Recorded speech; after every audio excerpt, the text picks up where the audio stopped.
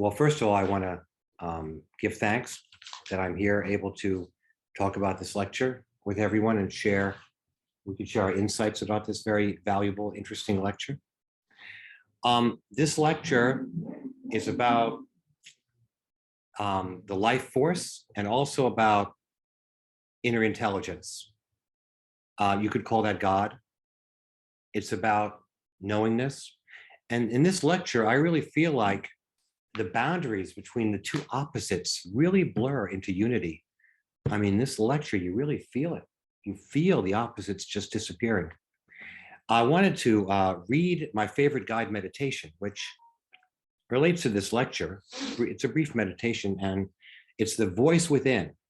And reading this lecture, I was thinking that the voice within is really the voice of the inner intelligence and the life force in its knowingness, right? Knowing what to do at any moment. And it goes like this. This is the meditation.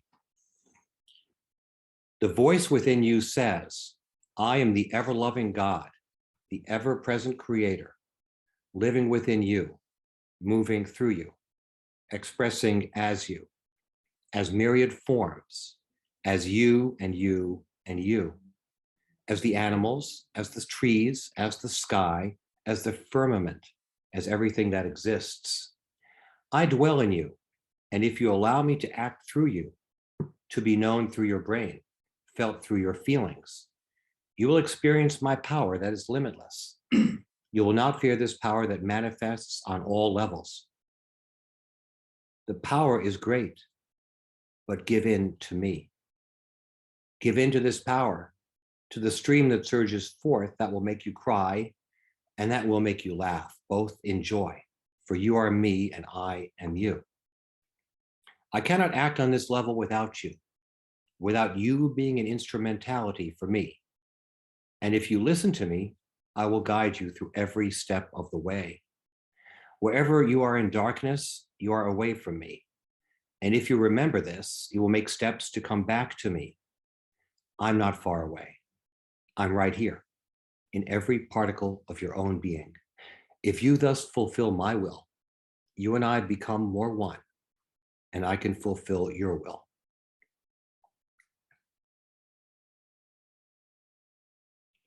So that is about contacting the universal intelligence. That is about contacting the life force, right? And in this lecture, the guide says the life force knows what to do at every moment. And also the life force knows there is no conflict. That's a very interesting part of the lecture I'm going to talk about, that there's no conflict between you and any other person ever, at any time. There's no conflict. But of course, here we are locked in the world of duality, and it doesn't appear that way. It appears that there are manifest conflicts, multitudinous conflicts. So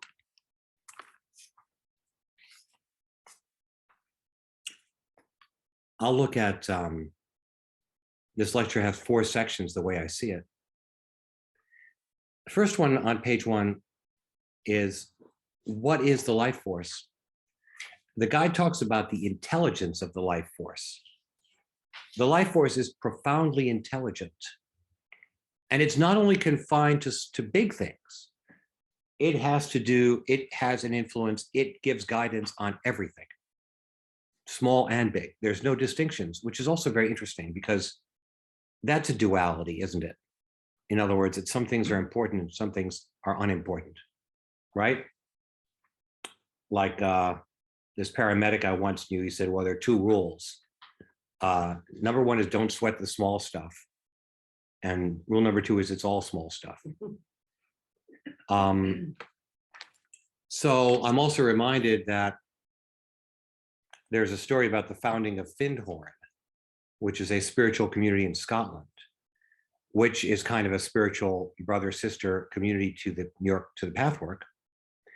And the story goes that the founder of the community had an impulse, an urge that he had to go to a part of Scotland that he'd never been in before. And he was impelled somehow to just step out into the street and put his thumb up, right? And he walks out, puts out his thumb. Guy says, yeah, do you need a ride? Where are you going? And he says, that part of Scotland, and guy's going to the same place. So in other words, the universal intelligence, right? Somehow things fit in, somehow things mesh together. One thing follows another. That's what I get out of the guide's description of the life force being profoundly intelligent. And I will also say this, that this is not really an intellectual path. I mean, I don't think so, because these concepts, they seem intellectual. It seems like you should be able to figure them out by puzzling them out. But it seems to me that the more you kind of immerse yourself in these concepts, things work in an interesting way in your life. Things get better. Your perception gets clearer. And I don't know, I always thought, a lot of people look at the lectures and they go, well, that's very dense. You know, that's you have to really be thinking a lot. But somehow I think it goes a lot deeper than thought. And I think that the reason it does that is because this is a tool from another dimension, right? That is supposed to reach and activate the greater intelligence, which is what we're talking about, the life force. So the question is, the first section is, what is the life force? What is it? It's intelligent. It is unified. There's no conflict contained within it. Also, as I just said, the vast intelligence is available for every one of your smallest cares and concerns. There's no big or small issues. Question 2, section 2. How do we contact this intelligence? How do we contact this greater knowingness? And of course, here it is, the pathwork process, the path of self-facing, which is all it needs is your awareness of its existence and your desire to make use of it, concisely formulating your questions and aims. When these aims are hazy or vague, when you are lost in a fog of confusion, the life force cannot penetrate to you. Your effort to arrive at clear formulation and exact awareness of your problems, confusions, split motivations, and limitations is necessary, as well as your reaching out for the life force, requesting its help. The pathwork is specifically preparing you for that. So the way to this connection with this source, this intelligence, is the painstaking uncovering of your misconceptions, images, hazy confusions, motivations, areas where you're confused and you appear to be in conflict. So that's the work, right? That's why they call it the path work, because that's a lot of work to do that. And what's really nice is the first paragraph on page 2 says, even if you believe in this, you're under the wrong impression that you have to first reach a particular stage in your development.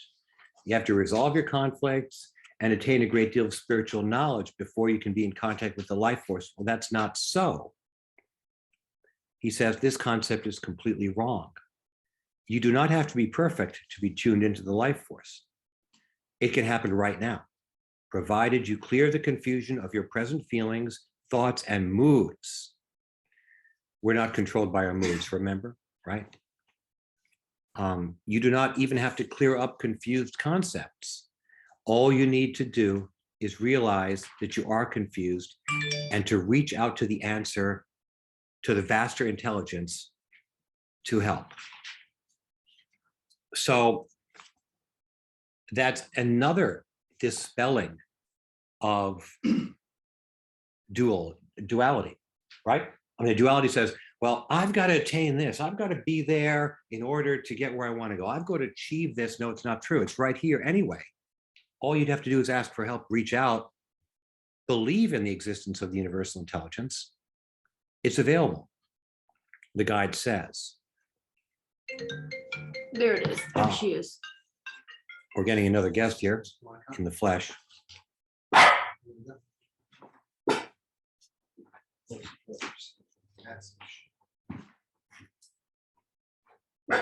So as the guide says in the second paragraph, it's about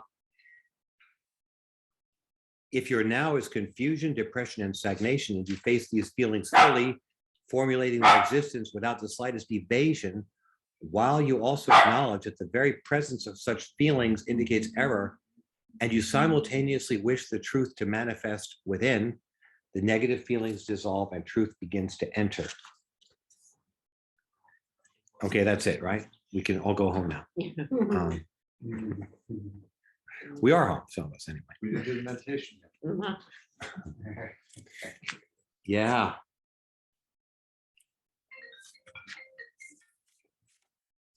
We're buzzing someone in. Now I can turn that one on mute.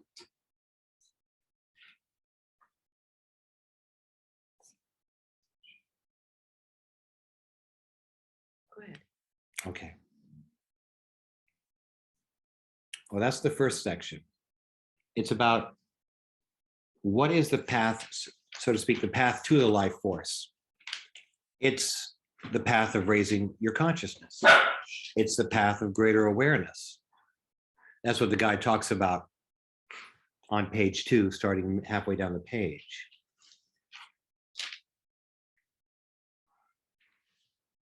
Being in contact with yourself, you gain a greater understanding of the inner causes and outer effects in your personal life, and you can understand this principle as applying to all of life.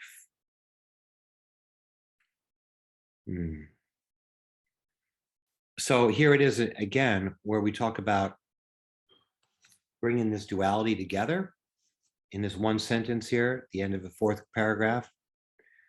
The vibrant feeling of being wholly alive in stimulating peacefulness fills you, even while you still experience the negative mood, anxiety, depression, lifelessness, or whatever it may be. So, you know, if somebody says, well, how are you feeling? Like, I really feel shitty today. You know, all of the positivity, all of the exaltation of that universal self is there too at the same time. Right.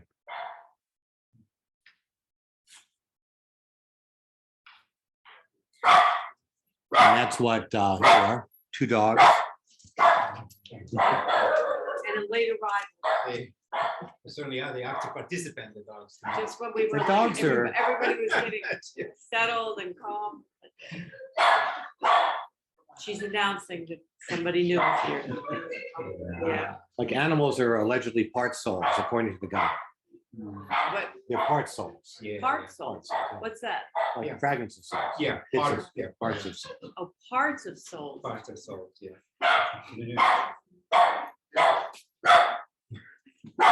I have a guest. All right, Judy, we heard, yes, she's here. Your job is finished. The message. Not mine. Your daughter. No. Kira's dog. Come over here, Kira's dog.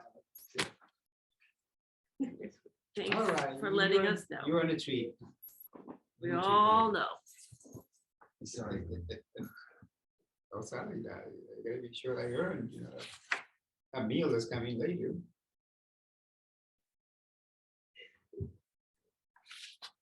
All right. I guess Hi.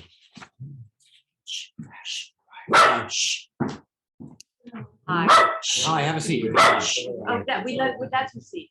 Well, no, maybe she was. Oh, Sit here if you like. okay, well then, Hi. I don't mind, wherever. This is good? Okay. This is Annette. hi, Annette. hi. Hi. Hi, Thank Alan you. Saley, nice to meet you. Hi. Hi, Annette. I'm Annette. Tracy, Juan, Hi. Teresa, Tarya, Joel, Joe. Annette. Annette. Hi, Juan.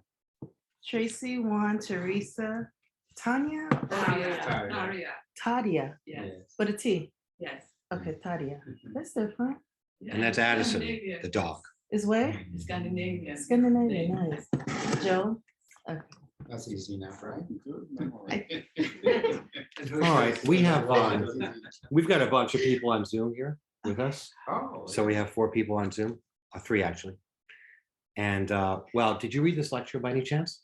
I read some of it. I didn't read the whole. Oh, okay. All right. Well, I'll go through. I'm going through it. You know, this lecture was delivered in 1964, and it's about the connection with the life force and what the life force is, Mhm. and universal intelligence, God. It's also kind of similar concepts. Anyway, hopefully you understand a little more about the way we see things in the Pathwork. But it's nice you're here. Thanks a lot for coming. I'm definitely interested. Thank you. All right, my friends. We were on page 2. That the way to this awareness of the inner intelligence, the inner knowingness, is awareness, raising your consciousness. And that's really the Pathwork process. That's the whole thing. Becoming aware of your confusion, your unclarity within your motivations. I'll read a little bit. The more you become aware of all the hidden levels of your being, the more you are in contact with and possession of yourself. That is, the more you're capable of living in the now, for you no longer need to run away from what is. Consequently, the more you are in contact with the life force. Being in contact with yourself, you gain a greater understanding of the inner causes and outer effects in your personal life, and you can understand this principle as applying to all life. The better this is understood, the more security is gained, and the more you are in real control of your fate. You then know that you are safe and not ever dependent on something beyond your capacity. And then, as I mentioned earlier, the sentence, the vibrant feeling of being wholly alive in stimulating peacefulness fills you even while you still experience the negative mood, anxiety, depression, lifelessness, or whatever it may be. So the guy says it's as though 2 levels of your being are meeting.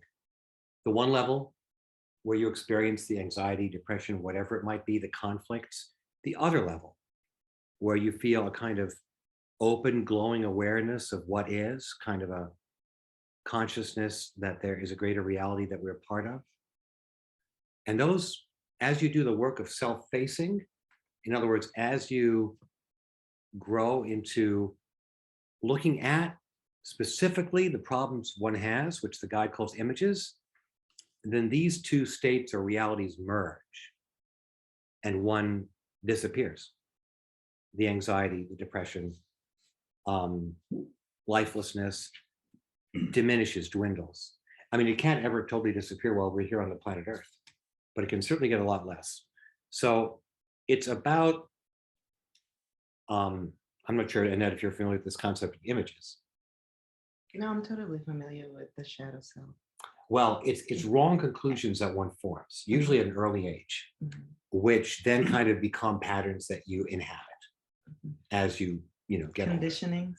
Yeah, things that you're conditioned to do, or Yeah, tapes, essentially. as they might call them, things that run Cultural. kind of independently that you believe are truth, which really aren't. All right. Then, just to go on with the lecture, and then we'll all talk about it. There's a section then which I call, the guy talks about the struggle against truth. The beauty of creation is that reality is happiness. The happiness is easy, there's no struggle about it. The tragedy of human beings is that they so arduously struggle against happiness by fearing truth and holding on to misconceptions. Well, isn't that the truth, right? I mean, how often do people take a road that enmeshes them deeper in their own unhappiness? And that, I think, is really what the images are all about. The images are kind of paths of unhappiness that you walk down because you're used to it.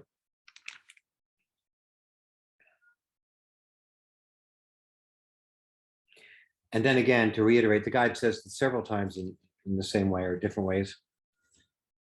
Whenever you are aware of resistance and can pinpoint your exact misconceptions and confusions, you have already won. Because then you have the tools and you can safely trust them to work. You know that from past experience. Once you know you're confused, you can meet the confusion. This is living in the now. But when the confusion is not conscious, when it can be denied, and unpleasant feelings ascribed to other factors having nothing to do with you, you do not even know this is illusion and can do nothing to eliminate it.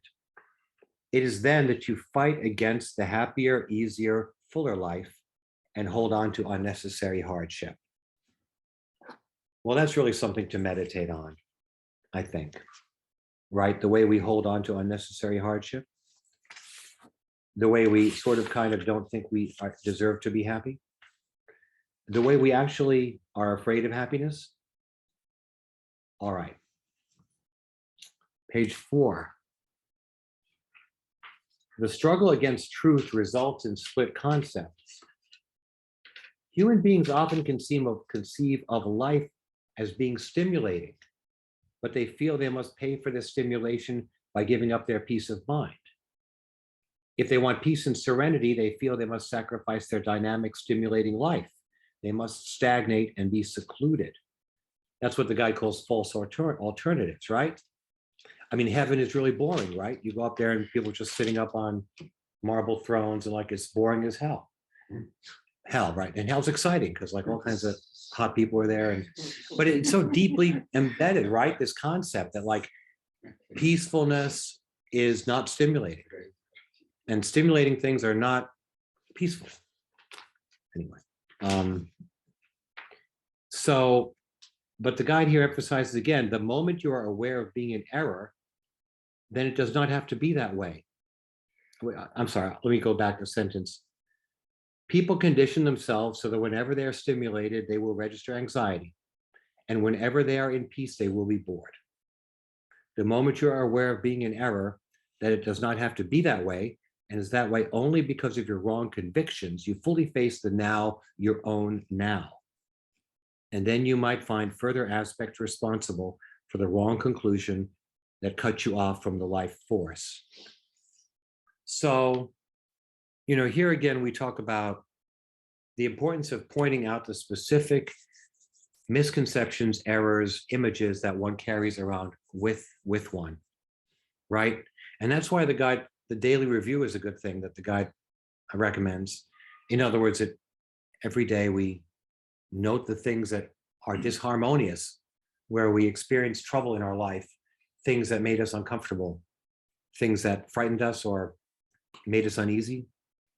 These are the things we have to understand and cope with, right? Because if we don't go on the path of self-facing, where we're able to confront these aspects, then we can't unify this duality.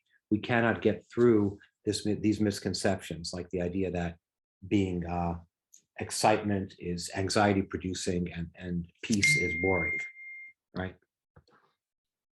Okay. So at the bottom of this page, there's another paragraph to meditate on. I'll just read this sentence here. By shouldering self-responsibility, by realizing that you alone are the creator of your fate, by understanding the causes and effects of your life, you actively seek enlightenment through the greater intelligence that exists within yourself. You put the little mind aside, not blindly, but in order to let the bigger mind manifest. Now that is the meditation I read earlier. That is exactly what that is. You put the little mind aside, not blindly, but in order to let the bigger mind manifest.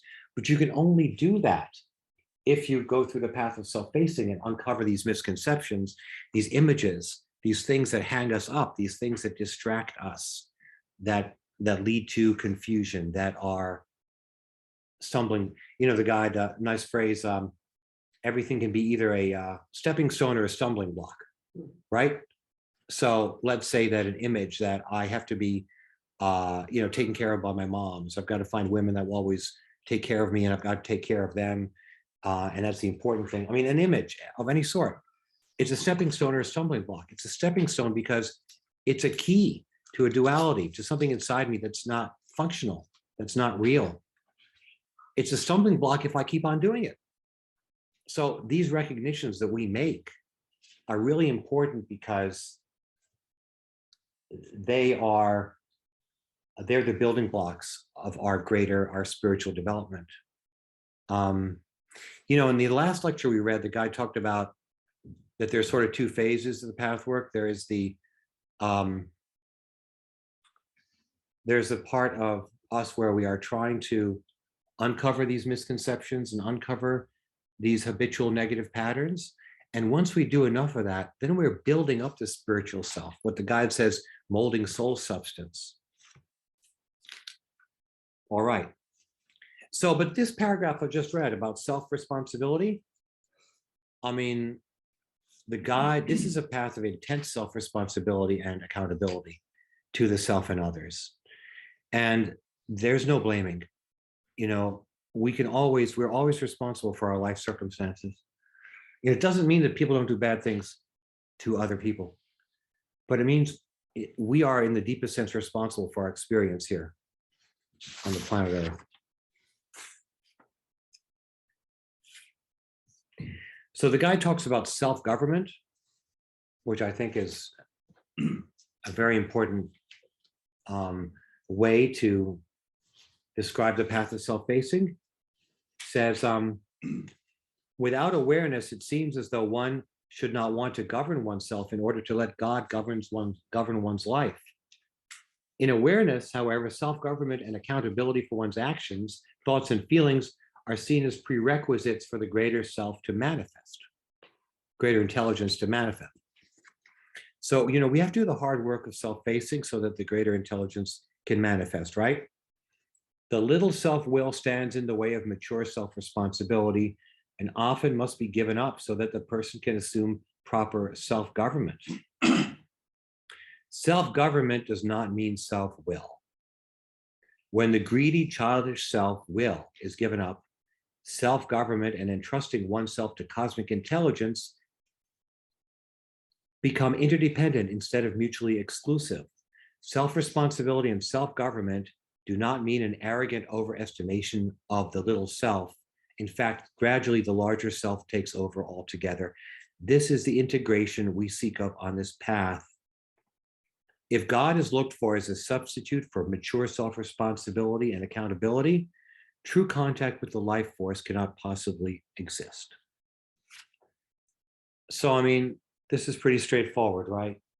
I mean, if you don't get your shit together, you're still embroiled in all the confusion. You're in habitual patterns, which are negative, which may be enjoyable on one level, but prevent you from that unification, from getting to the greater self, to letting go to the greater self, right? I mean, that's kind of the difference between the pathwork and therapy, right? I mean, therapy helps you deal with problems and become functional, more functional. Pathwork starts to take off when functionality is achieved. This is about functionality. Once you can handle the facing yourself, then you can start building that connection with the greater self, with the unified self, bridging duality. Another Pathwork is joining us. All right. Hi, Misha. I'm sorry that you joined us late, but we'll pick it up, right? Yeah, absolutely. Thanks for letting me in. Sure, sure. Okay, we're talking about lecture 126, and have you read it? Okay. Sorry, I'm still getting my... Okay, anyway, well, I'm sure you can follow along. Sure. You know, this lecture is not really an intellectual journey. It touches a deeper part of us. All right. I was on page 5 rather, of the lecture. And then the guide sort of conclude this section of the lecture before the questions and answers. The guide says, there's no magic, right? There's no magic. You know, people look at magic to solve their problems, to fix things, boom, right away. Doesn't work like that. that's what we talked about just now in the section about accountability and self-responsibility. But I'll read this little section about no magic.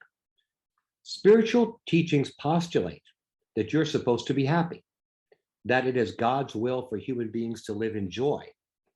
At the same time, on a path such as this one, it's taught that God must not be sought in order to strengthen one's childish desire for magic, to encourage the equally childish greed for everything one wants when one wants it, or to indulge in the wishful thinking of the child incapable of giving up the desire for utopia. Why then do we take pains to grow out of this childish state when, in the same breath, you are told that God wants your happiness? Is this not another contradiction? The greedy child wants happiness too. The great power of the life force is supposed to make all things possible. Is this unlimited power not in contradiction to the aim of this path, which reiterates the necessity to give up the desire for magic? Whether or not you have made such confusions conscious, they often exist, and it's important to draw them to the surface. So let us consider why one must be free of the childish desire for magic and be able to accept the self-produced misery instead of cringing from it.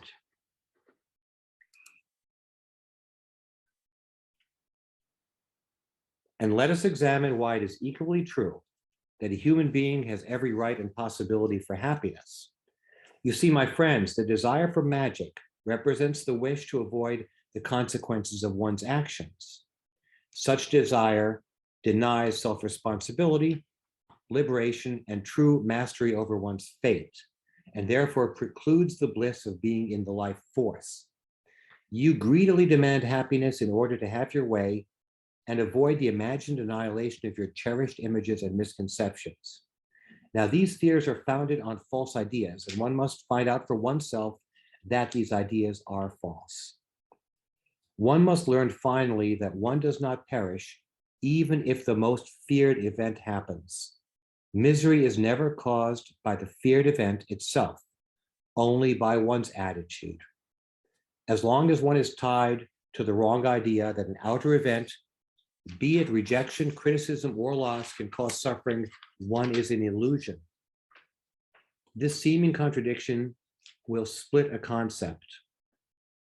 When one realizes that the fears are unfounded and the threat is not the event itself, but the attitude to the event, one learns to let go of tight currents and give up one's self-will and the compulsion to obtain gratification, while being fully aware of the right to be happy and calmly striving toward fulfillment on all levels of life.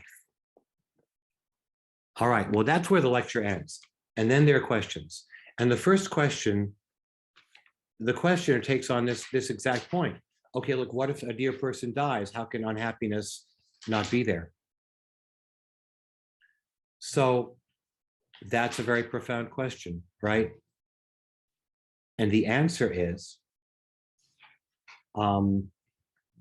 first, the guide says, just because you feel you ought not to be unhappy, you struggle away from the now. In other words, you can meet the unhappiness, you can experience it. It exists, but it doesn't last very long, because then you understand and realize that the life force, the contact with the life force remains, even in the unhappiness. So the guide says, it's about our relationship to happiness and unhappiness. The greedy, self-willed child demands the fulfillment of all its desires while fearing the opposite. Number one, that's one side of it. The other side of it is you harbor the false idea that a spiritually evolved person should be so developed that he or she is never unhappy, never puzzled or upset. So what we're talking about here is that if a sad event happens, something tragic, first, you want to deny it. It didn't happen. Then you think, hey, wait a second, I'm a spiritually evolved person, so I shouldn't feel unhappy.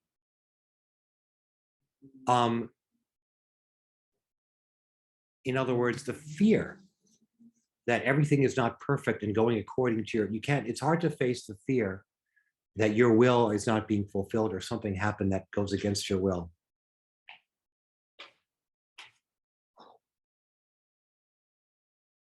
Yeah, let's read this again.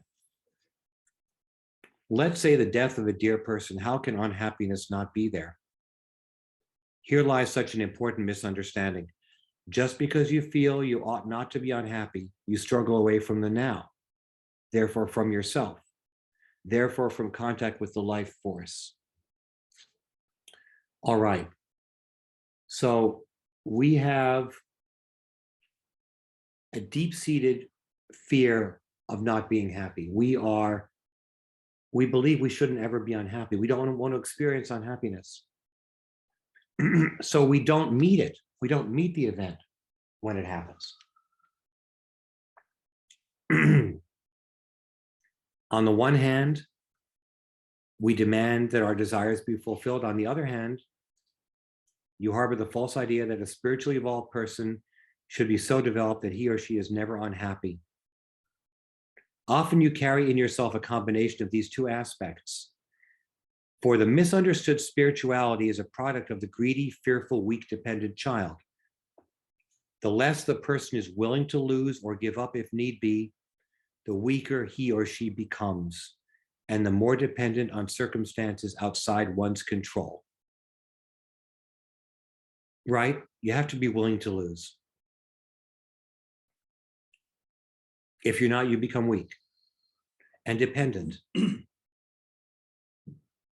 This kind of person becomes more insistent on some outer event to prevent the catastrophe, which, as he mistakenly believes, will overtake him. Therefore, the struggle against what is now produces greater misery than the event itself. All right, so it's a struggle against the now. And as I mentioned earlier, it's the images and the misconceptions that we have that prevent us from being in the now. And that's what we tackle on the path. That's what the work is. I'm just going to say one other thing, and then we'll all talk about this lecture and our reactions to it. The guide gives a very succinct kind of meditation at the very bottom of this page. He says, a fundamental and very frequent misconception in the human psyche says that unhappiness is a virtue. Right? We can all relate to that. To correct this, I advise this meditation. My happiness cannot possibly detract from another person's. However, my unhappiness adds to theirs. That's a very important thing to think about. Because, I mean, I feel my life has no meaning unless my life, I'm sharing my happiness. I think it's the third lecture, happiness is a link in the chain. So if you are spreading your happiness to others, that's a purposeful life. And isn't it so that a lot of people believe that their unhappiness has no effect on others? You know, you can kind of be down in the dumps, you can be unhappy, you can be bitching, complaining. You know, transit workers, I represent them, they're always complaining about something. And they think that it's always okay to complain and be unhappy because it's fine. It's like a shield, really. It's a shield that people put up, but what it does is it's very destructive because the unhappiness adds to another person's unhappiness, right? Yeah. But when you're happy, you can't detract from another person's happiness. And this is the actual last concept I want to talk about, which is so important, valuable, revolutionary. I'll just read this paragraph about the fact that two people can never be in conflict.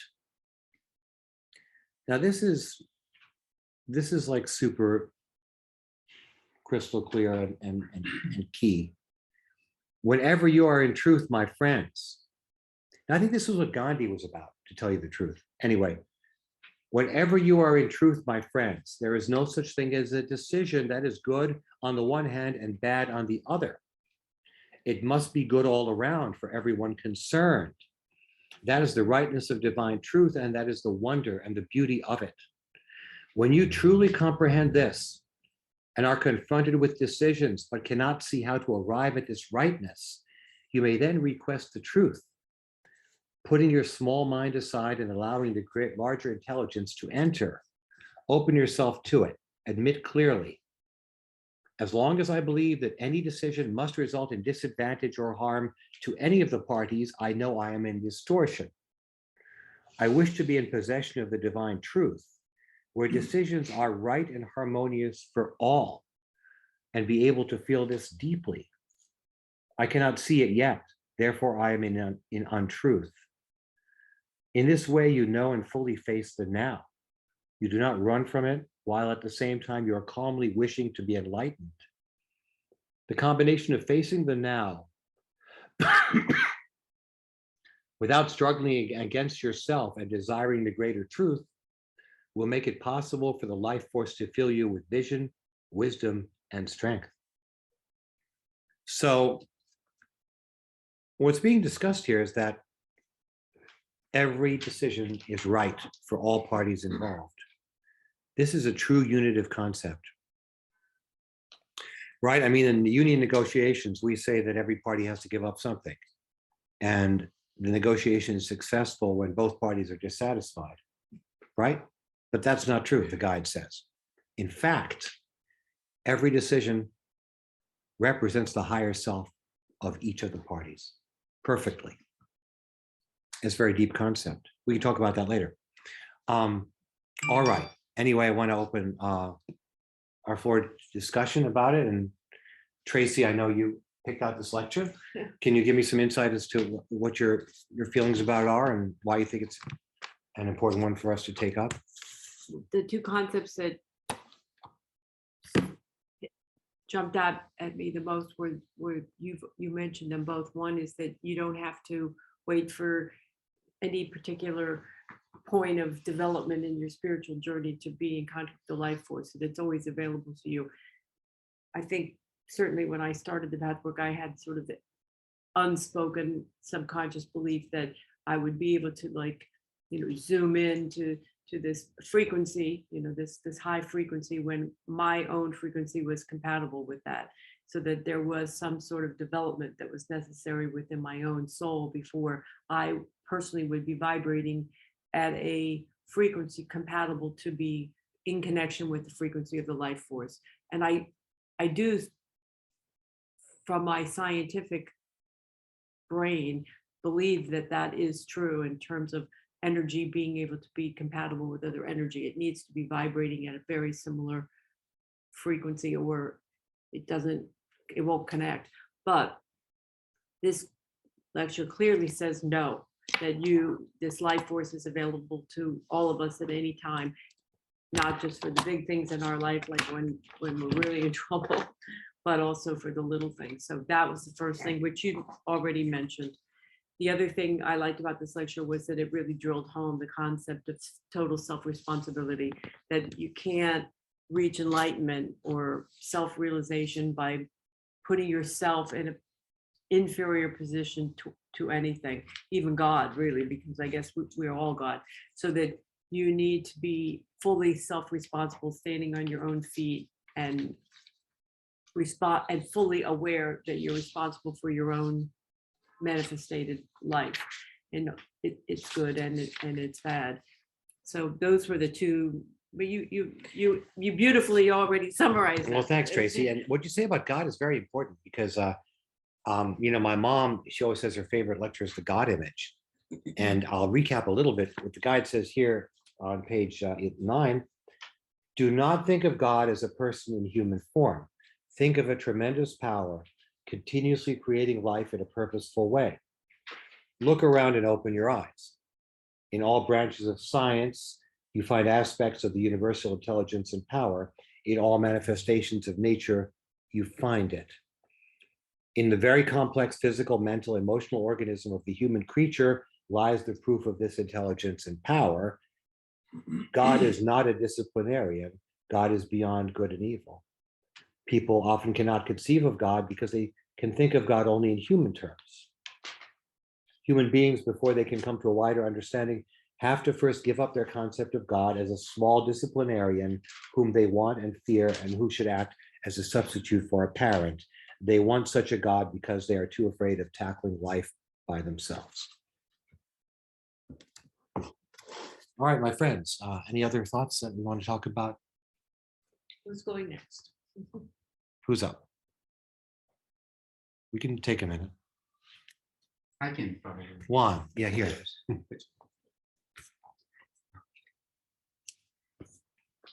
Hi, everyone. This lecture to me is it's really amazing because talks about the life force, right? And to me, what is so interesting is that the life force, the way the guy describes it here, is basically talking about God. Yeah. I mean, and this the it's same. God, It's right? God. It's the same, and it's the here and now, and it's the reality of the now, and how easy He makes it for us. So the way I understand it, that all you need to do to really connect with that source, which is limitless, is open yourself up to it. Accept that it's there. Ask for its help. Seek and you shall find. Yeah. Knock and the door shall be open. Yes, and then it's there. If you just make yourself available to it and recognize that it's there, become aware first, of course, recognize that it's there, you know, it's so that it can help you, and you open yourself up to it, then boom, it enters you and it drives you and it creates through you and it does to you and it makes your life visible and it makes you everything boundless. Well, it's a being, you know, it can be a she, it can be anything. Yeah, well, yes, I know. Maybe I just say that, but because I guess we have that tendency, but it definitely can, it can take, no, you're absolutely right. It can take any manifestation, he, she, it. I mean, it is all. It is all. Trying to be right. Yeah, no, that's good. That's all beautiful, actually. We are here for the truth, right? So we want to find out the truth about everything. So yeah, so this lecture to me just, I mean, so much insight in it, and to me, just incredible. And I was just actually yesterday, I think it was, you were saying how he actually has to do not only with those big things, which sometimes we think it's like we only go to God when we have these big problems, right, that we need to resolve. But no, it tells us even this little tiniest thing of everyday life is there to help us with it. And I kind of experienced something like that. I mean, all the time, because to me, the way the guide, the way I understand it anyway, the way the guide describes the life force here has to do with the way I connect with it is through my intuition. So when I allow that life force, so that my intuition to just act through me, to act through me, and basically tell me even how I should proceed and what I should do next, even what shirt to wear. And something like this happened to me, like even today, actually. I was doing exercises, and just so you know, I mean, how the way I feel anyway, how it interferes with even, you know, the tiniest thing. I was doing exercise and I was, you know, sweating a little bit. So after I exercise, I go to meditate a little bit. And then I have my t-shirt and I'm like, you know, something told me, it's like, well, leave your t-shirt over here, you know, like close to me. And I was like, you know, right away, the thinking mind or the intellect jumps in. Oh, well, why would I leave this t-shirt? I don't plan to use it anytime soon and blah, blah, blah. You know, the little mind, this little ego mind, I call it, the intellect mind, it starts going. And it's like, do you start to intellectualize and break things down? And that's what I feel. That's when I feel I get confused and distracted from this intuitive guidance that wants me to do the right thing. And that applies to everything. And so I said, oh, okay, well, yeah, that's exactly. I don't need this t-shirt now. I'm just going to put it over there, you know, right next to the bathroom. I don't need it anytime soon. So then, sure enough, when I was going to meditate, I felt colder. I was like, you know why? I need a t-shirt. I need to wear the t-shirt, you know. So I should have left it when I was told to leave it, and I would have now had to go back and, you know, back by the bathroom and get it. So even in this little tiniest thing like this, I feel that this intuitive power wants to guide us in everything.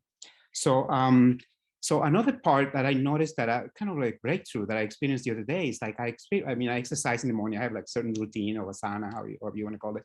And I noticed in myself, even if I was doing the exercise, I noticed in myself, like you were saying, this holding back. But it was not only in that occasion. I mean, I saw in my life in general how I hold back to things instead of just allowing myself to go with the flow, to flow with the energy and go with it, I tend to hold back. And I notice this holding back is really putting me in the wrong place, because this hold back, and I realized right away, is coming from a desire to control. It's coming from the ego self, having this control. I need to be in control. I need to have, the realm of my life. And this, I feel, comes from my ego self, because then I realize even further that this desire to control comes from fear. To From- not get hurt, to try to not get hurt, to lose control, to not have, from this fear of things, and from this desire to really be in charge of things, but not, in other words, to not allow that inner force of the life force to drive me to do, what needs to be done. And what I notice is that when I do that, when I allow that intuitive guidance to just take over me and guide me in whatever I need to do, everything just turns out so harmoniously. Even in business deal or work or project or whatever I have to do, if I just open myself up to it, recognize that it's there available for me to help me, and ask for this help, of course, like you were saying, I mean, you need to open up to it. You need to allow it. And that's when like you were saying, that's what the small mind needs to allow the bigger mind to take control. And really, when we are able to do that, the results are amazing. The results are amazing. So there is so much to talk about. So I don't want to take the whole time for myself. But thank you all very much for listening. No, Taria? No. Okay. Joel? Joel's. No, you you've can been take the studying time this we need. lecture for a month, I'm sure. Moshe, you want to say something anything about happen. this? Joel does. Joel, are Joel you, does.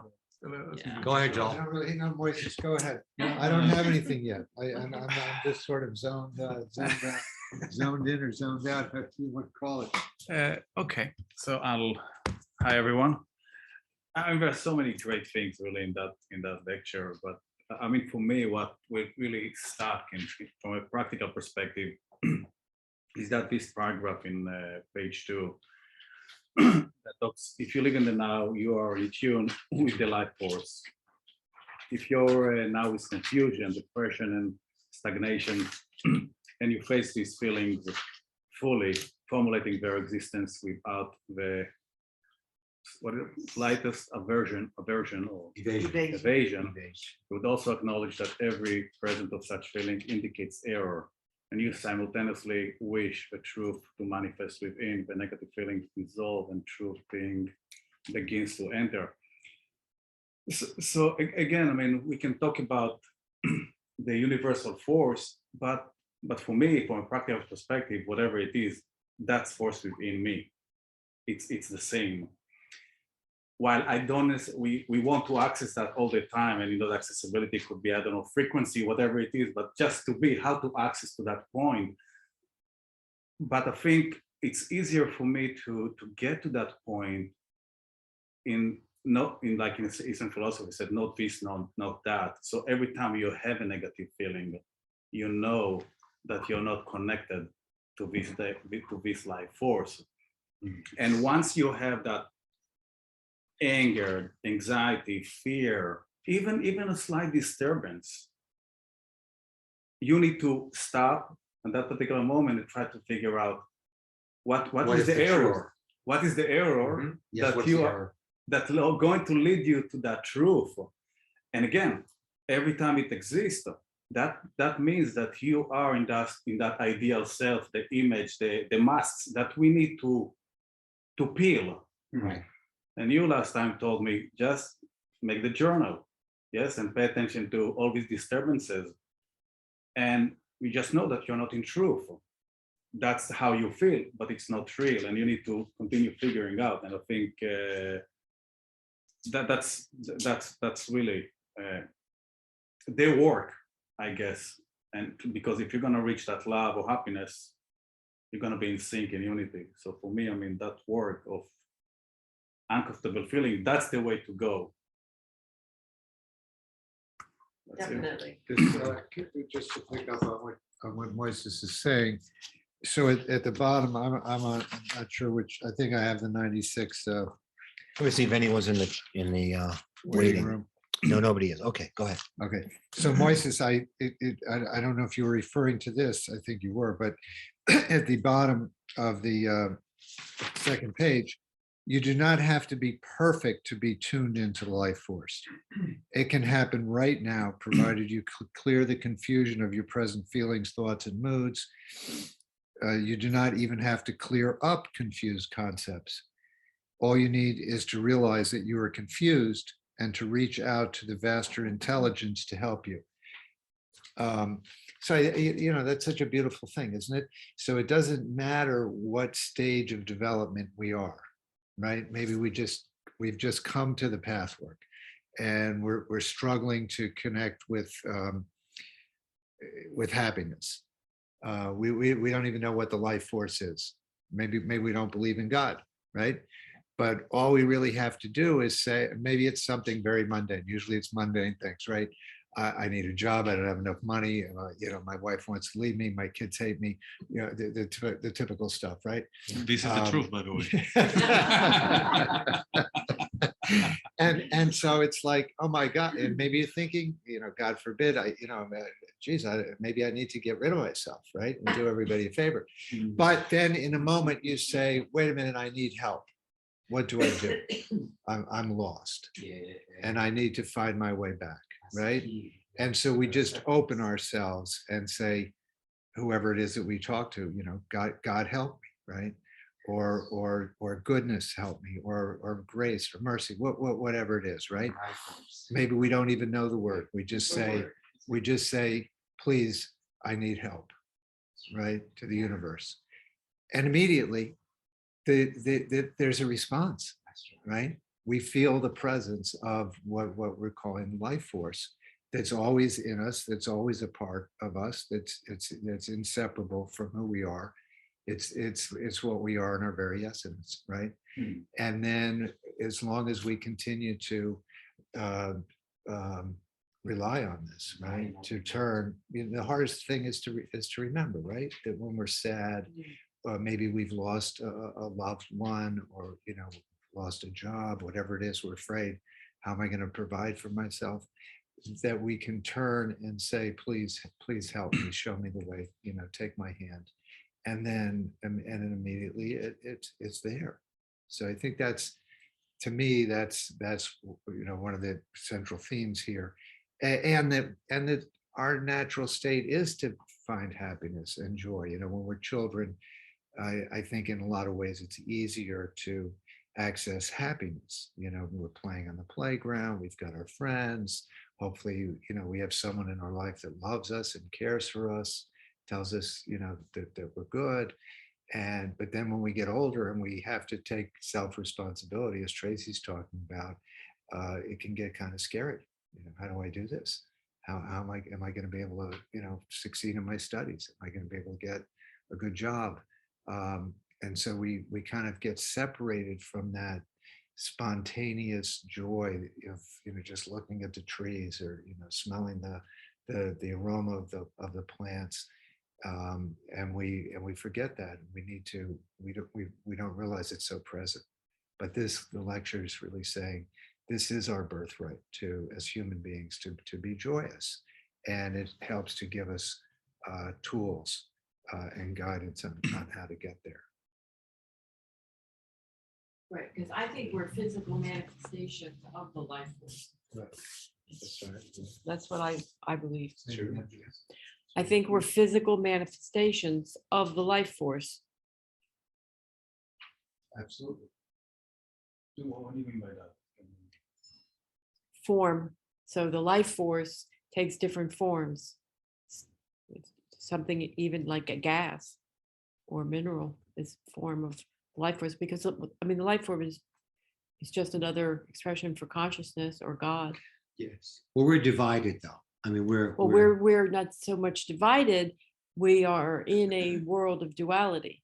And as long as we are in a physical manifestation, in a type of Any kind of form.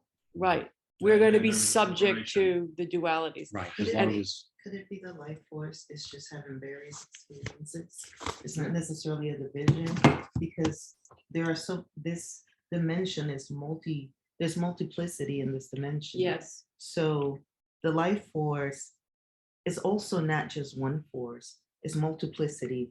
So the now present the actionable force. Then there's the past is just a potential, and stagnant force, it's already happened. But then if you believe there's a past present happening actually in the present.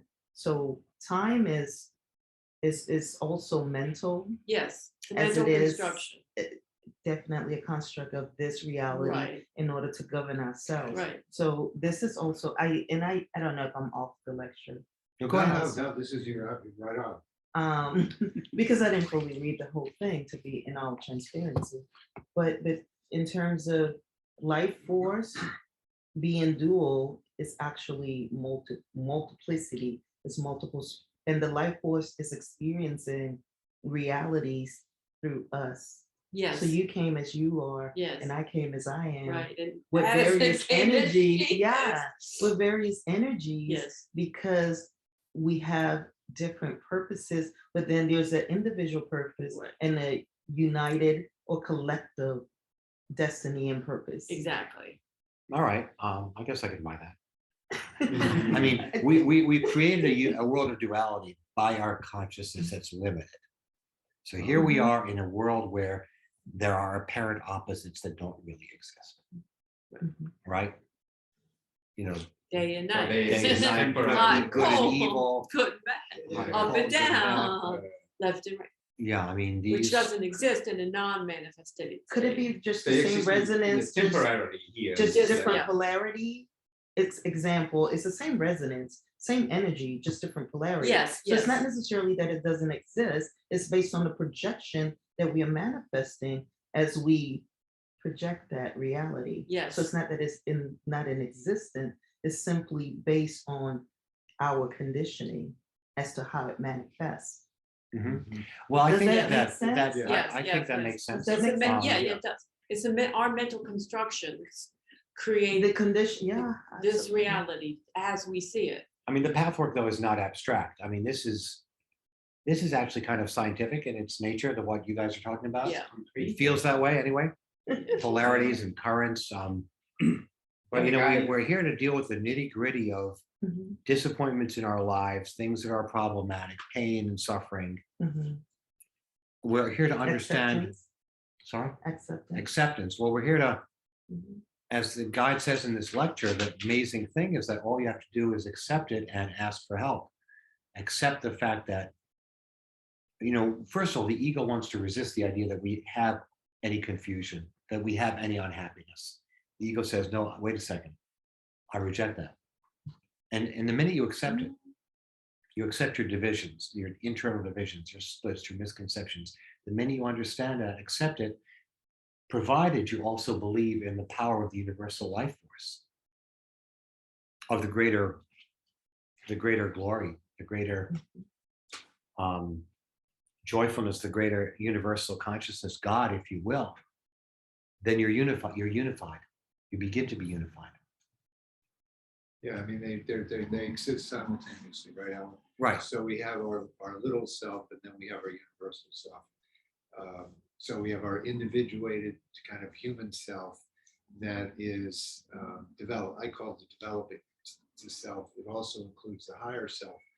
But so And it's temporary. you bump into me on the street, right? I don't know you, Okay. and I get jarred, right? And so I might be like, what the hell? I'm standing here. Don't you see me? Right. So now I'm in my lower self. I'm reacting. Right. I'm not seeing, oh, I don't know. I don't see, oh, there's God manifest as Alan. He's a stranger. I don't know him yet. And he's he's having a human experience. He didn't realize that I'm here. And he didn't mean any harm, right? No, I'm just like, screw you. What are you doing over here, buddy? I was here first, right? That's my developing self. But at the same time, right? Let's say I even say something to stranger. At the same time, I may be watching myself, right? And I'm aware of this discomfort that I've suddenly become off center. I'm not, it's like, who is this? I'm very uncomfortable. Then I'm reattaching to the life force, right? Which is awareness. It's ever aware, ever present. And then it's like, oh, okay. So I see that given this situation, when I'm jarred by a stranger, it sets me off. Maybe I need to do some work around this, right? So Yeah. those two aspects exist simultaneously, the developing self and the universal self. Yeah, I think that's a very good way to put it. Teresa, do you want to say Yeah, something? well, I was thinking, as everyone was speaking, how about the daily review and you know, I always had this habit before I started doing this where I wouldn't, you know, I'd be like, everything's fine, everything's fine. Like I wouldn't even admit that I wasn't feeling, you know, that I was feeling negative feelings because they were so squashed. But then when they start, decided, you know, well, maybe I should look at that negative feeling, and it is over something trivial, but it turned out to be a thread to something like that was really important. So it was this thing that happened when I was in the TP class, and something happened where they were sharing rides and I felt left out. And I would be like, oh, that's so childish. Don't feel left out. But then I brought it up. Like it was like we're in this processing mode where, you know, daily review. Okay, I felt left out. And it turned out I do have this deep conditioning of feeling not included. You know, I'm from a big family and there was a lot of competition between siblings and stuff. And it, you know, the daily review of this something that seems so trivial. So one of the things that I do now is I'm just like, no, I'm not just going to say everything's fine. Oh, everything's fine. I feel fine. It's fine when it's not, you know. So the self-confrontation could start with something that's really small. That's the piece about being big or small. Could be something small, but then it could lead you to something that's really important. And then the other thing that occurred to me when we were talking, and this I remember Marion saying, you know, when you go into this negativity, Eckhart Tolle calls it the pain body, or we call it the lower self or whatever. She would say, you know, hold the hand of God, like I'm going there, you know. So this is like the, you know, cultivating the observer self, which is our higher self, our God self. And as Joel was saying, that they're both there simultaneously. And at some point you can sort of feel how close they are. You know, you talk about that higher vibration and then, you know, this coming together. And the guide, I think in another lecture, talks about how you can really feel joy and suffering. And it's like a weird idea that you feel joy and suffering, but it's like facing the reality of the truth versus, you know, some kind of a mask over the truth, or how we want it to be, or pretending everything's fine, which, you know. So anyway, yeah. Yeah, I mean, we feel many things at the same time, right? I mean, that is one thing the guide says, that we feel multiplicity of things. It's not simple how people feel, right? It's not simple. Our consciousness, it's very multifaceted. Tarja, you want to say something, or you want to hang out and wait for a bit? I want to talk about something today. All right, sure. Yeah, okay. While Teresa was talking, it reminded me of myself. It took me like years before I was able to really look at the point, like my lower self, how did it come that I am this person today? And I remember carrying that feeling from the childhood that I was always alone. I felt that there was nobody there for me. Dramatic things happened around me, my parents. We didn't have much relative. I was always alone. So the feeling came up, there was nobody is ever going to do anything to me. I will always be alone. And because of that, I was not able to really know how to even make friends. I didn't speak a lot.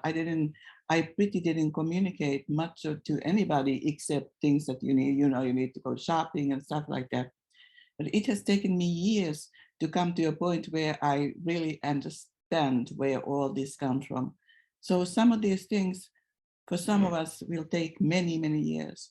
And it's just slow going, but I think that it gets better all the time. I think I'm going to soon start even doing the daily review, which I haven't done for years. But it's also because I'm retired and I don't really leave my house a lot. So I don't get annoyed because I don't see anybody. I'm not really annoyed with myself because I know what I'm doing. So it's like there is very little chances for me to run into people and find something annoying about life. But recently I have made more contact with people that I have ever with my neighbor, with some other people. And I know that I'm getting there, even though it has been taken years. But I think that my life force is getting stronger, or something good is getting stronger, because I feel better now than I have for many years. That's very good. Yeah. I mean, sometimes things just happen. You know, the guide always says that you don't get anywhere by pushing it, by trying to force it, by making it happen. It kind of grows like, you know, all of a sudden plants are growing up through the earth. You don't really know why, but all of a sudden here it is. You know, the Yeah. shoots are coming up, right? That's the way the pathwork is. Any other thoughts, my friends? Maybe the people on. Oh yeah, my friends online. I mean, I'm sorry, I'm being very neglectful of you guys. And anyone want to share something from cyberspace? Maybe I'll put you guys up here so everybody else can see you. Or maybe over here. How's that? I guess I'll share. Yeah, go ahead. Oh, I thought it was interesting what you just said, because you said, plants grow up. Well, they either appear or you plant seeds. It can happen either way. I think that's an interesting thing. I just thought it was interesting what Alan just said. I know this isn't directly in the lecture, but what was helping me this week was well, this was from the book The Untethered Soul, which I think Joel, I think you mentioned when you emailed me, and it was about putting your focus on. It was the idea that everything in this the physical plane, or all of the stuff, is always changing, but the consciousness, or in this case what he's calling the life force, is or God, is eternal and unchanging. So even though what the other woman said, that there's a multiplicity at its core, it's just always present and unchanging. And it was just helping me to put my focus to keep putting my focus on what is eternal, or what doesn't change, because everything that I notice that's bothering me, whether it's my physical state, my illness, or that it all changes. So that's just kind of been my meditation this week. It's just is this going to change? Can it change? And so my attention is more and more being drawn to. Well, I guess that was my intention, is to find what is, where's that place that is undisturbed, that remains undisturbed. So those are my thoughts there. The one issue that I had that I wanted to bring up was this. It's not really a big deal, because I feel like, it's semantics. It's basically semantics, but it was about the thing about magic, and the formulation of the greedy child. I always get a little bit defensive when I see languaging like that. But I acknowledge there is a greedy part of us. I just don't like the connection of it with the child. Actually, I wrote something about that, because I'm also really tired. I realize as I'm talking, I'm like, I hope I'm being coherent, because I'm extremely tired right now. Let me see if I can find this. Oh, there was a reference to that when you that the thing that you know is what you want, you have to be afraid to not to lose it, to not be attached to the talking about the feeling, the fear of annihilation. That if you don't get what this, so this it was a drawing to a paradox, right? That I Yes. don't know, Alex. I don't have, I was trying to, I have a book, I have a guide lectures book, but that's not part of the book. So I don't have the lecture in physical form, but I thought that was really, really interesting. Do you know what does it ring a bell what I'm referring to? Sure, it does ring a bell. Mhm. Maybe you could. Juan, do you know where that is in lecture? It's toward the end. It's like 3/4 of the way through. I think. Yes, it's probably around 8 or 9. Before that. Here we go. You got. The thing that you want. Where is it, Joel? So, well, see, you see, my friends, a desire for magic, which represents the wish to avoid consequences of one's actions, such desire denies. What paragraph is that? Here. Page 6. I'm on page 8 from. Ah, that's Here, different. Here, you want to take it out, it's right at the top. Oh, sorry. And then maybe it starts on the previous page. Yes, that's just before the end of the lecture, before the questions begin. Yeah, right. Yeah, that rings a bell.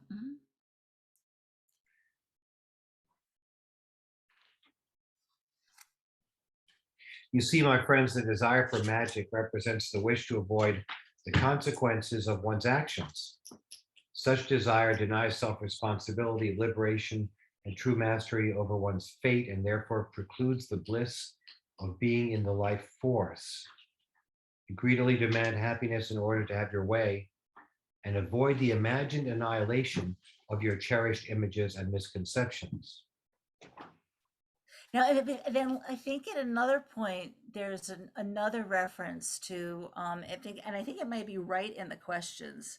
So I don't want to be petty because I feel like it's so to me that's not necessarily the case. Like magic, to me I felt like when I started to reclaim the idea of magic, the child's magic, that it was actually it did bring a responsibility. Like you do have a responsibility for the magic of life. Well, I think, no, that's the magic of life. I mean, that truly is the unitive state, I think. Right. Yeah. So it's Magic, just, right. I mean, I think what the guy is talking about here is skipping steps. Yeah. Getting stuff without doing the work. I think that's what the guy is talking about when he talks about the desire for magic. In other words, yeah, I guess I kind of got that. I think I found the section that you are referring to because that did stand out to me as well. Okay, what you tell me? It's on. I'll guide you. It's on page 5. I believe it's page 5. At least that's what my phone is telling me. But it says spiritual teaching postulate that you're supposed to be happy and that God. Are you following me? yes, Are you it is there? God's will for human beings to live in joy. That yes. And then it goes on as you go further down. It talks about the desire for magic. So I did notice that as well because perhaps it rather than use it in context of a child, it's really our undeveloped psyche, undeveloped self that and not necessarily that magic doesn't. Well, at least that's my belief that magic doesn't exist, but people absolve responsibility and their lack of action and taking responsibility, thinking that something miraculous is going to come and resolve that situation, which is not true.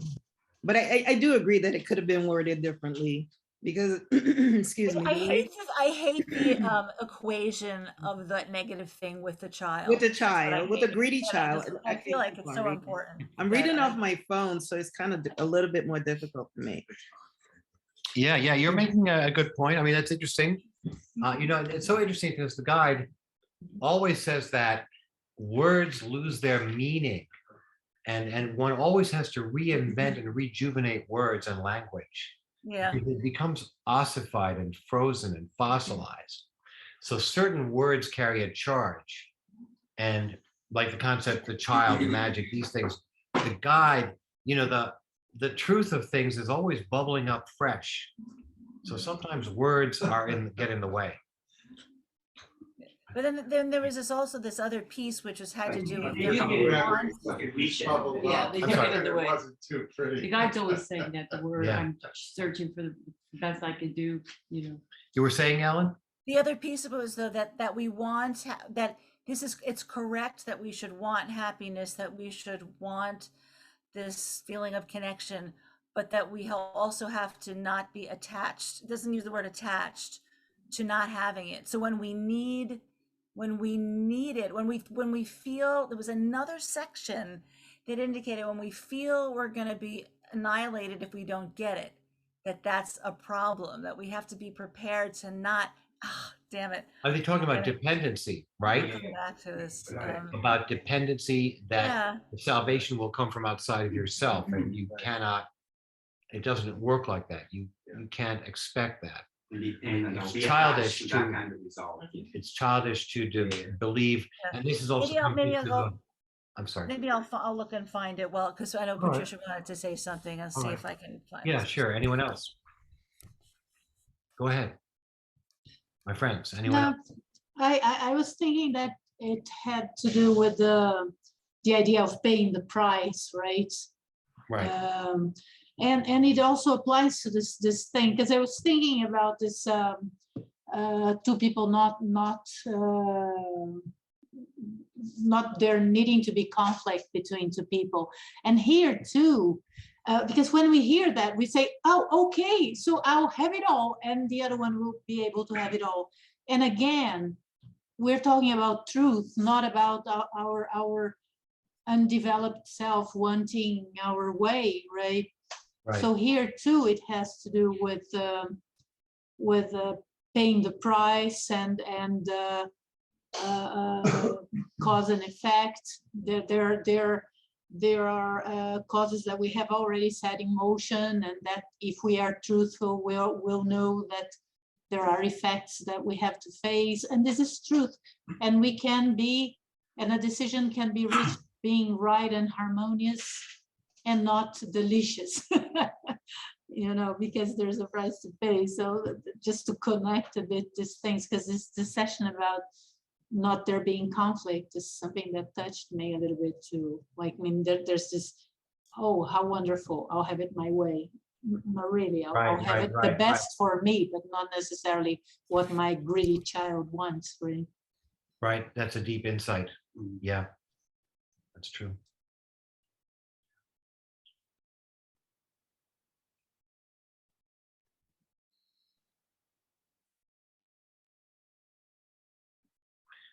Anyone else, my friends?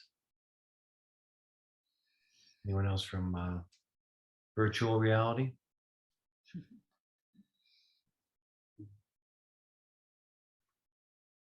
I want to just go Yeah. back to what you were saying about the words and the child, you know. Here, Teresa, go ahead. Sure. Talk to everyone. Yeah, I just wanted to go back to what Ellen was saying about the greedy child and how, you know, it shouldn't be attached to the child, which is, you know, so innocent or undeveloped or whatever. The idea is, and then Annette here was talking about calling God he, and, you know, there's this whole debate now starting in Pathwork about gender and the masculine, feminine lectures and stuff. And, you know, they were channeled in the 50s and the 60s. And before there was this idea of non-binary, and, you know, so I just wanted to mention that, like, one of the people that was in my TP group identifies as non-binary, and they are very offended, but, you know, not offended, but knows where it came from.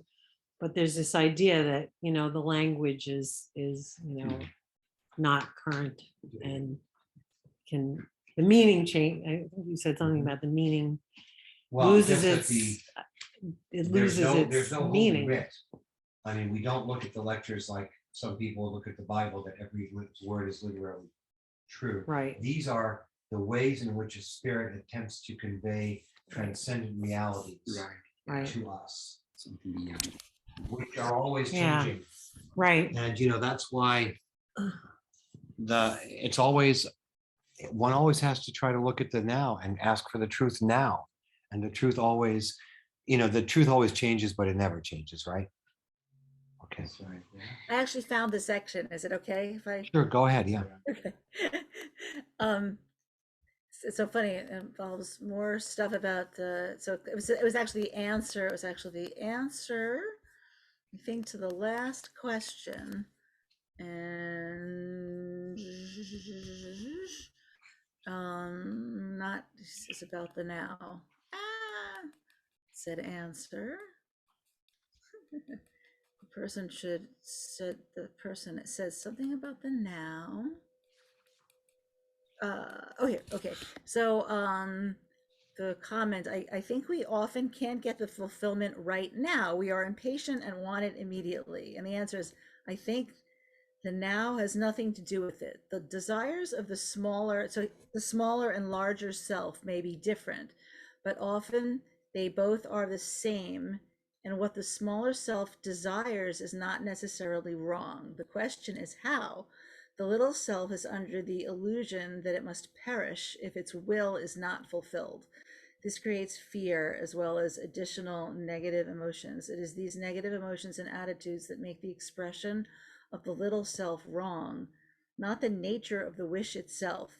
If the real self issues a wish, it expresses itself without fear because non-fulfillment will not seem to annihilate it. Consequently, further negative emotions will not be created. Right. That's the whole thing, that the ego, the quote unquote little self, non-fulfillment is annihilation. And we have to educate that part of ourself that it is not that way. You don't get annihilated if your wishes are not fulfilled. That's right. If your way is not fulfilled. And I always feel like, the guy talks about if something sad happens or tragic happens to somebody else, you're concerned about a loved one, let's say, what's going to happen to them? Are they going to be hurt? And in some sense, you're taking away their strength and their autonomy.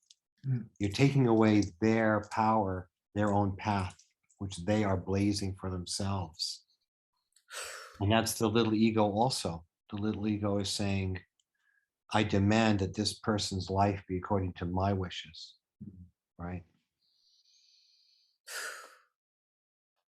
That's very poignant for me because yesterday was very difficult because a friend of mine told me she was diagnosed with cancer. And I went into a really bad state last night, and it was somewhat about that panic. Yeah. About what was she gonna, I didn't even know what it was because it was so, I was in one of the darkest places, and then today I had a really good day.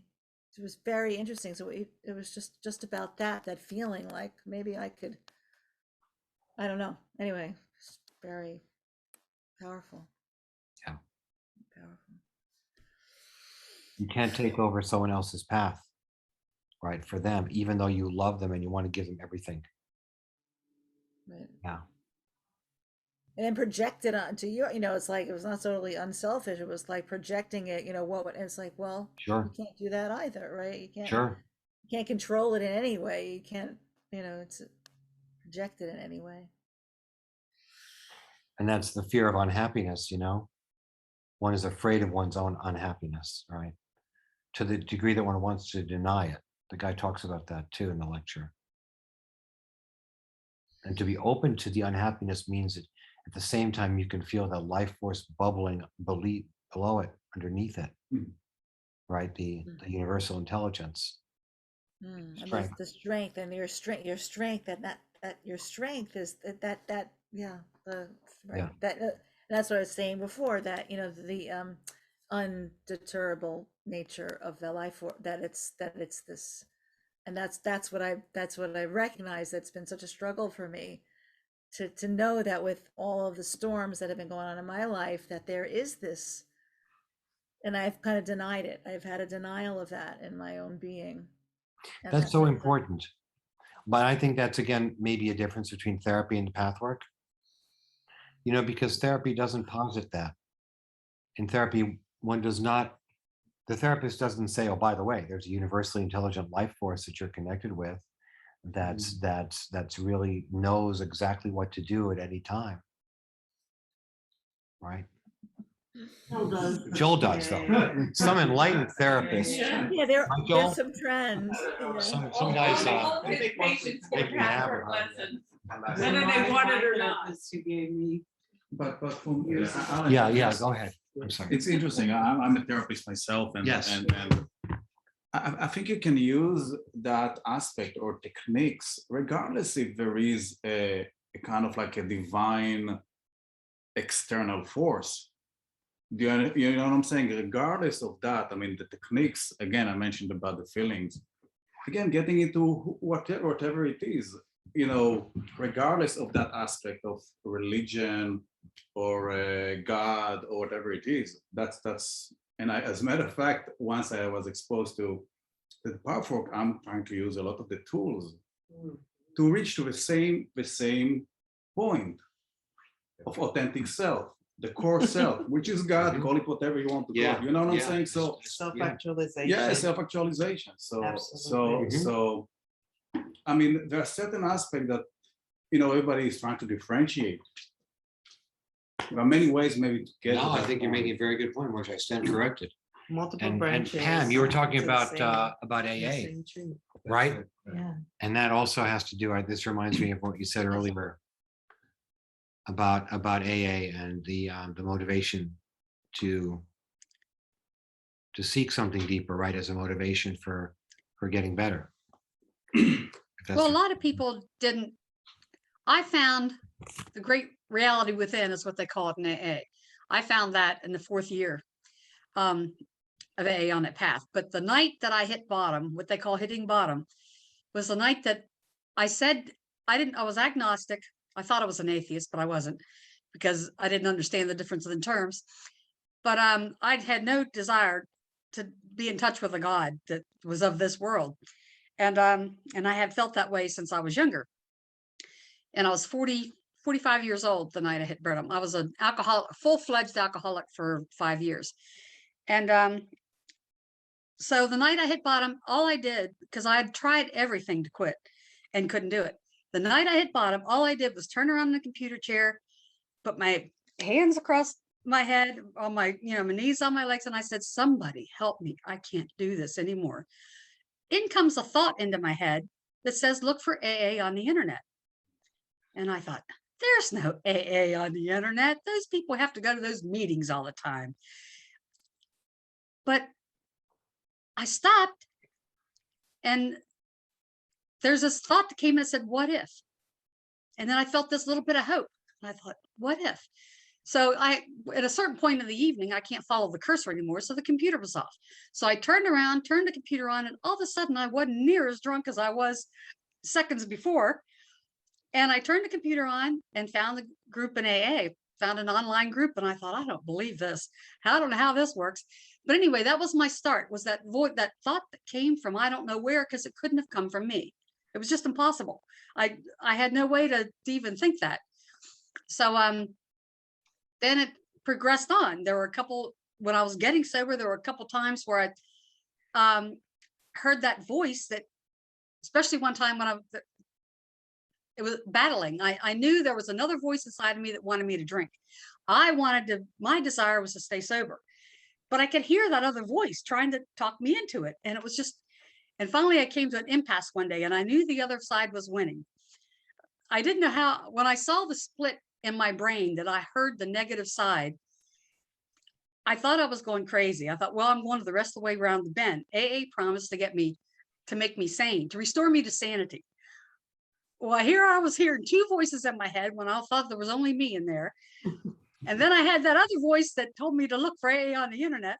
I thought, this is bizarre. Well, then that day when I was having that battle, and I knew I was losing, because what the other side was saying, it was like, yeah, that's true, And so I thought, any minute now, I'm going to be walking out the door to the liquor store. And this voice came in and said, take a bath. And I went, take a bath. Why would I want to take a bath? I had a shower this morning. And the other voice said, yeah, you don't need to take a bath. The negative side. And I went, but I thought, well, then that broke that stalemate that was going on.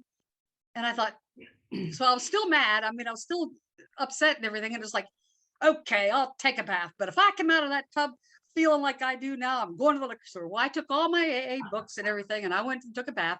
2 hours later, I come out feeling right as rain. I thought, where in the world did that voice come from? What? Now there's 3 in my head, you know? so it's like, I was afraid to tell anybody, you know, but life started getting interesting. It was like, I don't know, but somebody's helping me. I don't know. There was no way that I could believe something holy, something divine was inside of me. I wasn't capable of thinking that. I mean, I was definitely a sinner, you know? I mean, I racked up and I had no conscience about a lot of stuff. So, except one. And, so I thought that maybe there was something floating around my head or something and whispering in my ears. You know what I mean? Because I wasn't capable of thinking that it came from within me.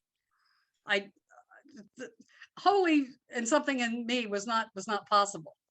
But it took 4 years until I got to, because I did little bits of the 5th step as I went. It's almost like in Pathwork, where as things come up, you release them and you feel that relief. Well, for some reason, in the 258 lectures, I never found anything about the guide specifically saying what that is. That relief that one feels is not relief. That's what ego calls it. Oh, the other thing that I learned was that ego can't hear spirit. The only way it knew about the bath is because I said it. And when I said, there's no AA on the internet. And then the other guy jumps in because he can't hear spirit. Only I could hear it.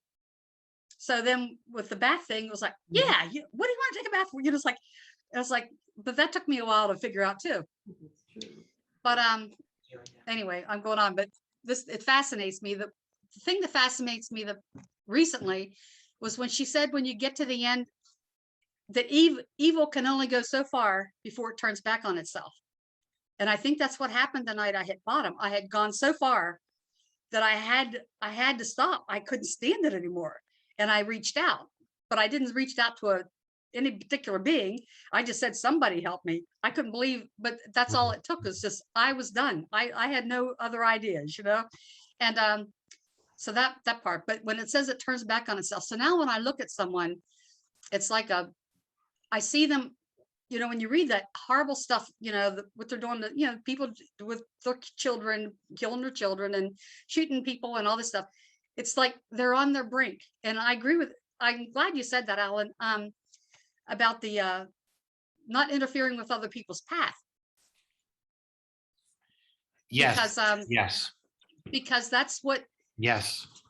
If I'm sitting around judging them and thinking they're actually working towards finding the spirit within themselves, but they have to reach their brink.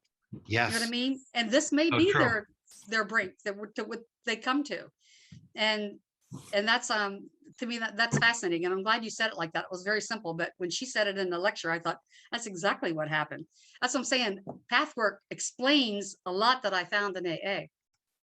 The other thing, I don't know why, the thing about the he and she pronouns, etc.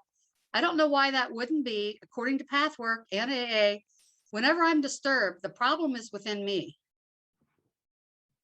Right. Anytime I'm disturbed, the problem is within me. There's an onion to peel. You know, when I was younger, I used to try to picture what this world would have looked like if only women built it. You know what I mean? And as much as I disliked being born female, I never had a doubt that I was, but I also knew that I couldn't have created this world that the men have created. There's a spirit and a soul are different to me. Men are the inventors. Men are the, you know, there are very few women that we can take what they make and do something with it. But I don't know. I just don't have any problem with the male appreciating the males being in this world, because when I try to picture what it would look like, you know, the road system and I don't know, everything. The man was given a certain, I don't know. Well, we both have male and female aspects. Maybe ours was heart and his was, you know, intuition. There's an intuition that's built into them, but I think they still have to find the other side. You know what I mean? Because it's the same process for both sides. But anyway, but to me, when you have a problem with the genders, I don't know. If I had a problem with gender, I would work on it as as an issue within myself. Well, that I But think anyway. is what the lectures say, really. The guide says that. The guide says you don't have to accept all of what I'm saying, but you have to work on it. You don't have to believe it, but you have to think about it, consider it, Yeah. work on it. They added a, Process. they added a new word in the French dictionary today Did they? for binary, yeah, combination. of Yeah. Il and L. Well, and you know, the idea of letting everyone go through their own struggles and their own path, and you cannot fix it. You know, we're involved in such a glorious, amazing world where everything is working out. The big paradox, right? That everything is working out according to God's plan at the same time. There's conflict, dissension, anger, hatred, evil.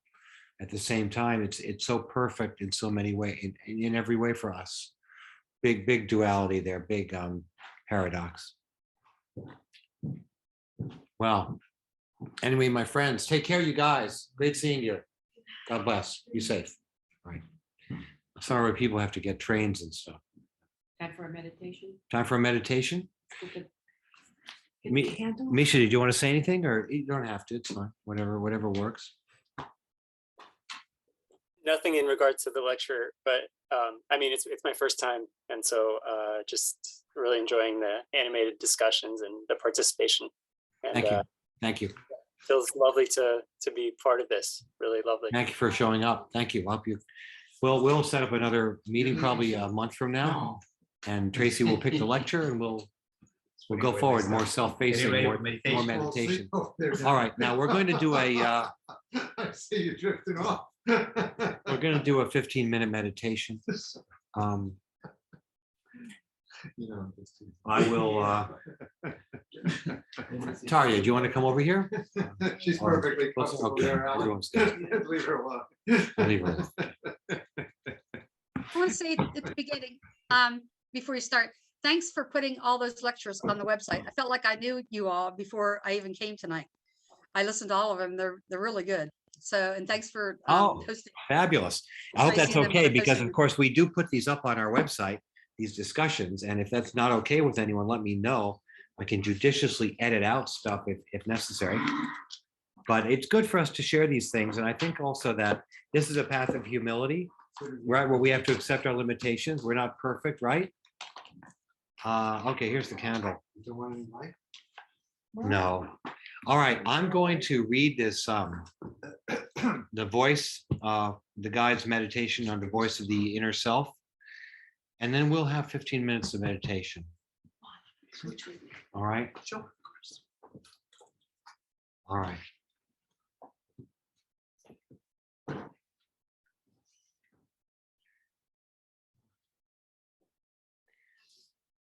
The voice within you says, I am the ever-loving God, the ever-present creator, living within you, moving through you, expressing as you, as myriad forms, as you and you and you, as the animals, as the trees, as the sky, as the firmament, as everything that exists.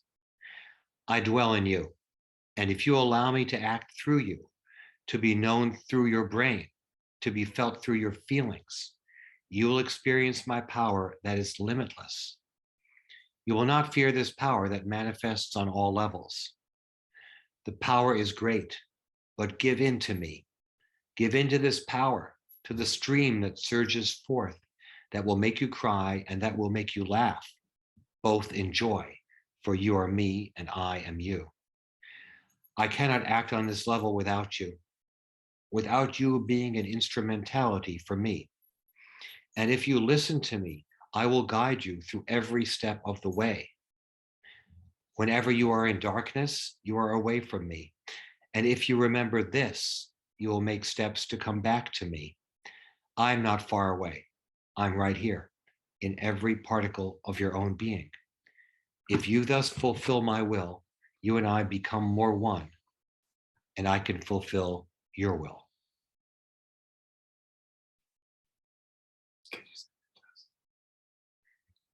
Do you need my time? All right, my friends, I'll time 15 minutes.